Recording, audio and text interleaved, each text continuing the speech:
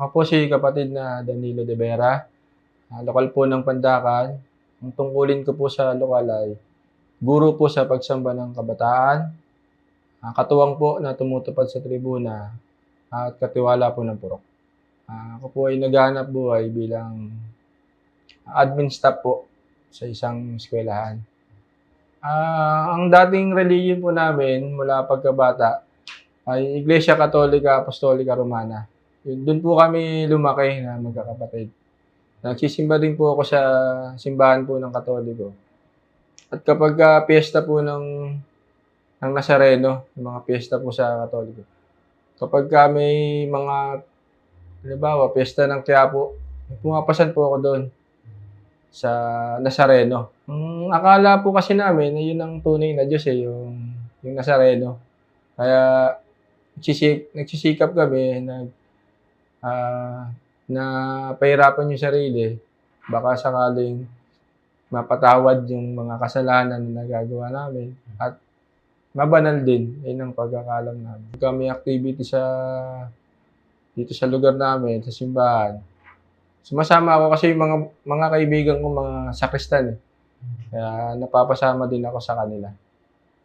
Yun po ang ginagawa namin ng bata.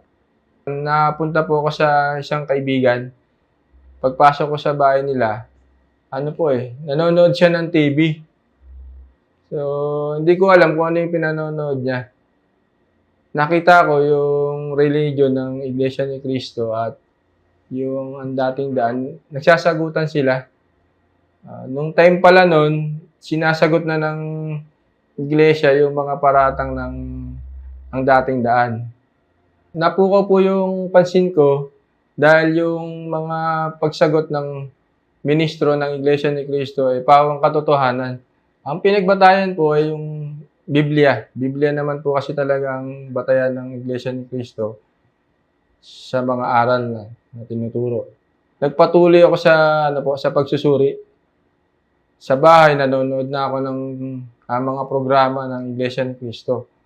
Yung Tamang Daan, basta lahat po ng mga programa sinusubaybayan ko po lahat. Kasi may mga aral po na tinuturo ang mga ministro ng Iglesia ni Cristo.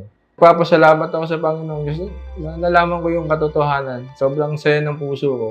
Lalo na nung pinaliwanag ng ministro sa loob ng Iglesia ni Cristo yung pagsusugo kay kapatid na Felix Joy Manalo. Talagang nakasulat sa mga huling araw, talagang merong sugo ang Panginoong Diyos na mangangaral ng tunay na aral galing sa Panginoong Diyos.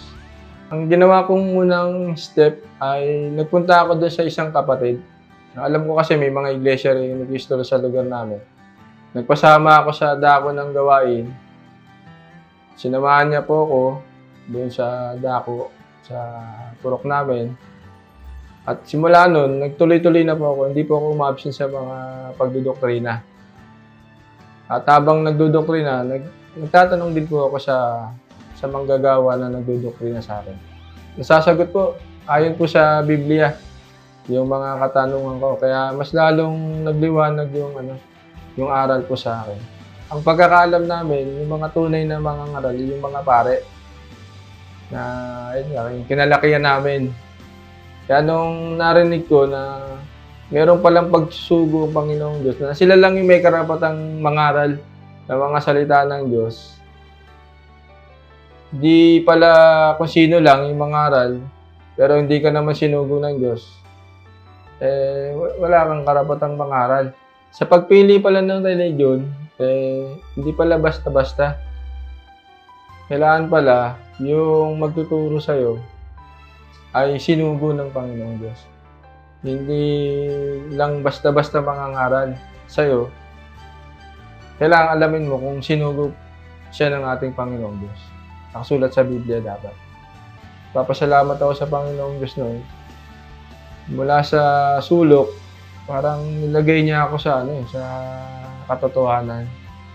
Kasi nagliwanag sa akin yung aral na dapat na sampalatayanan ng mga tao para magkaroon ng kaligtasan.